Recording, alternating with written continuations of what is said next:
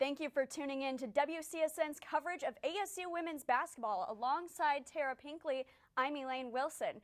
Now, last time we were here, we were talking a little bit about last season versus this season. You know, this year we've lost a lot of key people. Deja Mann being one of those. She had about 11 points per game last season. Also, Adrian Thomas and Joy Burke. And, you know, some of the veterans on this team are going to have to step up to fill in those roles. And we've been looking a lot at Kelsey Moos. You know, she was only a freshman last year, but as a freshman, she put up awesome stats. She averaged about 7 points per game and 2 turnovers a game on average, which is great for the defense. So she has these great stats, and we'd like to see her step up. So what has she improved on in the offseason, and what is she going to continue to improve on or try to improve on this season?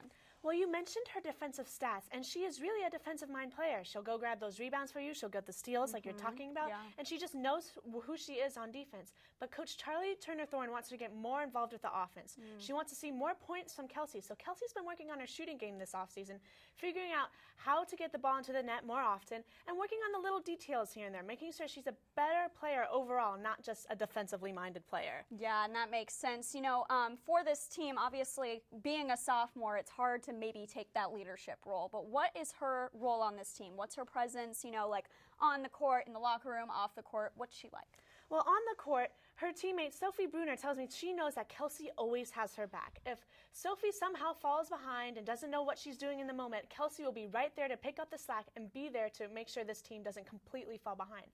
Off the court, she's a little more timid and quiet, kind of like Tim Duncan from the Spurs. She doesn't have a lot to say all the time, but she's there, and she has been known to crack a joke here and there, so it's not like she's completely invisible.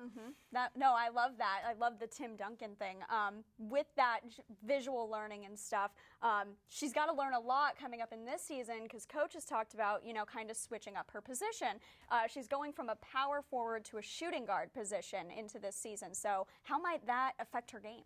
Well, she'll definitely get more opportunities to score, like we mentioned earlier. She'll have more jump shots and more just opportunities to get into the action. She also has to learn how to do more pick and rolls and screens. She's going to have to move a lot more in this offense.